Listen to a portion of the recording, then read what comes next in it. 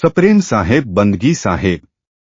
नमस्कार, आप देख रहे हैं वी कबीर विचार द्वारा प्रस्तुत सद्गुरु कबीर साहेब के जीवन दृष्टांत पर आधारित सद्गुरु कबीर जीवन दर्शन।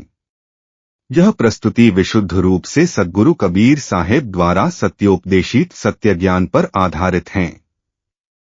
बादशाह सिकंदर की जलन व्याधि मिटाई। उस समय दिल्ली का बादशाह सिकंदर लोदी था। वह हिंदुओं के प्रति अत्यंत असहिष्णु था। वह हिंदुओं को अकारण ही कठोर दंड दिया करता था। उसके इस अन्याय और अत्याचार के कारण परमात्मा ने उसे जलन रूप व्याधि से दंडित किया। उसके शरीर में निरंतर जलन होने लगी। राजवैद्य और फकीरों के द्वारा दी गई दवा और दुआ दोनों ही निष्फल हुई।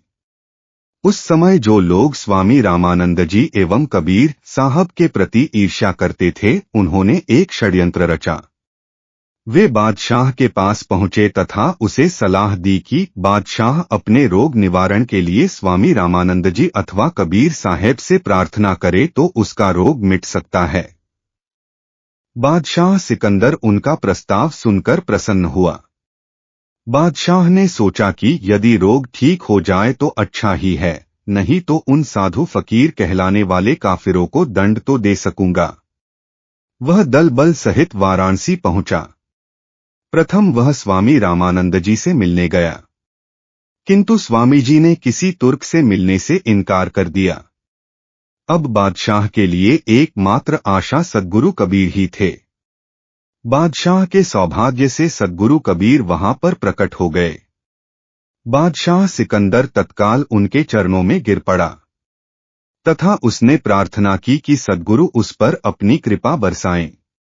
कबीर साहेब ने बादशाह पर कृपा बरसाई और जैसे ही कबीर साहेब का दिव्य स्पर्श हुआ, बादशाह सिकंदर के शरीर की जलन जन्य पीड़ा तत्काल शांत हो गई।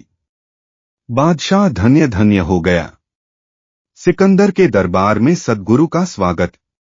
जब बादशाह सिकंदर को जलन रोग से मुक्ति मिली, तब वह सद्गुरु के दिव्य स्पर्श की महत्ता समझ गया। वह सद्गुरु कबीर साहेब को अत्यंत आदर की दृष्टि से देखने लगा। अपनी श्रद्धा को प्रकट करने के लिए बादशाह सद्गुरु को एक सुसज्जित हाथी पर बैठाकर एक जुलूस के रूप में अपने निवास पर ले गया।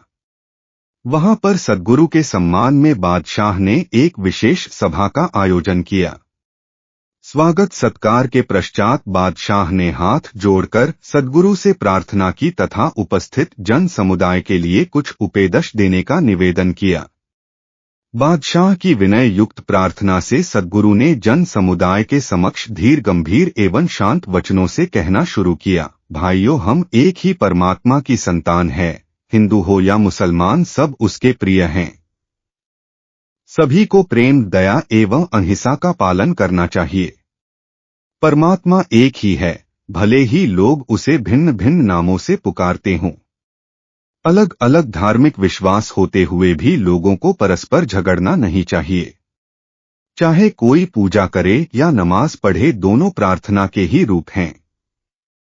सद्गुरु ने कहा, भाई रे, दुई जगदीश कहाँ ते आया, कहू कौने बौराया। अल्लाह राम करीमा केशव हरि हजरत नाम धराया। गहना एक कनक ते गहना यामे भाव न दूजा, कहन सुनन को दुई कर थापे, एक निमाज एक पूजा। सद्गुरु की यह वाणी सुनकर बादशाह सिकंदर अत्यंत प्रभावित हुआ। सिकंदर के पीर शेख तकी द्वारा कसनी लेना। बादशाह सिकंदर सद्गुरु कबीर साहेब का अधिक सम्मान करने लगा है। यह देखकर बादशाह के पीर शेख तकी के मन में कबीर साहेब के प्रति ईर्ष्या उत्पन्न हुई।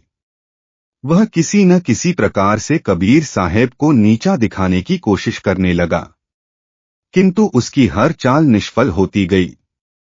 तब उसने बादशाह को कहकर कबीर साहेब की कसनी लेने का निर्णय लिया।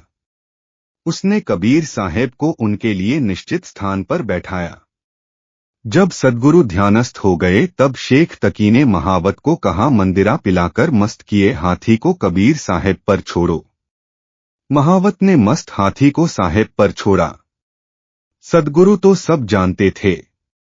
उन्होंने तत्काल अपनी दोनों तरफ एक एक भयानक सिंह को प्रकट किया।